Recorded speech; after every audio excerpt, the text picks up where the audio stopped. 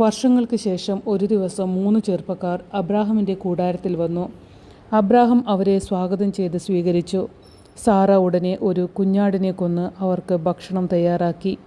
അതിഥികൾ കൈകാലുകൾ ശുദ്ധമാക്കി ഭക്ഷണത്തിനിരുന്നു. അവരെ സൽക്കരിക്കാൻ തുടങ്ങിയ ഉടനെ അബ്രാഹമിന് മനസ്സിലായി, ആ വന്നവർ കർത്താവും 2 മാലാഖമാരും ആണെന്ന്. അബ്രാഹം ഭയപ്പെട്ടു തുടങ്ങി. ആ സ്വർഗീയ അതിഥികൾ പുറപ്പെടാൻ തയ്യാറായപ്പോൾ അബ്രാഹം ഇറങ്ങി അവരുടെ കൂടെ സ്വല്പം നടന്നു. കുറച്ചു ദൂരം നടന്നു കഴിഞ്ഞപ്പോൾ നൽകപ്പെട്ട നിർദ്ദേശമനുസരിച്ച് പ്രവർത്തിക്കുവാൻ ആജ്ഞാപിച്ചുകൊണ്ട് കർത്താവ് ആ 2 ദൂതന്മാരെ അയച്ചു. സോദോം ഗോമോറ നഗരങ്ങളിലെ ജനങ്ങൾ ദുഷ്ടതയിൽ ആണ്ടിറങ്ങിയിരുന്നു.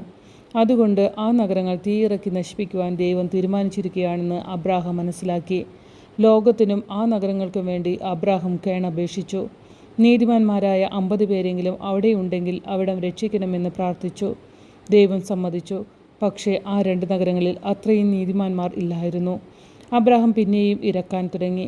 എണ്ണം കുറച്ച് ഒടുവിൽ നീതിമാന്മാരായ 10 പേരെങ്കിലും അവിടെയുണ്ടെങ്കിൽ ആ പട്ടണങ്ങൾ രക്ഷിക്കണമെന്നായി അപേക്ഷ.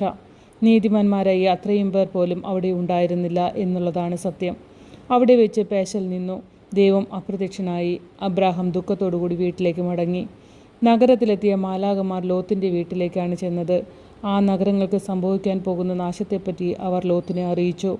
പിറ്റേ ദിവസം അതിരാവിലെ മാലാഖമാരും ലോത്തും കുടുംബവും ആ നഗരത്തിൽ നിന്ന് പുറത്തു കടന്നു. വളരെ വേഗത്തിലാണ് അവർ പോയത്. തിരിഞ്ഞു നോക്കരുത് എന്ന് മാലാഖമാർ അവരോട് മുൻകൂട്ടി പറഞ്ഞിരുന്നു. അവർ പട്ടണത്തിന് വെളിയിലായപ്പോൾ ദൈവനിശ്ചയമനുസരിച്ച് ആകാശത്തു നിന്നും അഗ്നി ഇറങ്ങി. തീ ആളിക്കത്തി തുടങ്ങി. പൊട്ടലും ചീറ്റലും കേൾക്കാമായിരുന്നു. മുന്നറിവ് കൊടുത്തിരുന്നെങ്കിലും ലോത്തിൻ്റെ ഭാര്യ പിന്തിരിഞ്ഞു നോക്കി.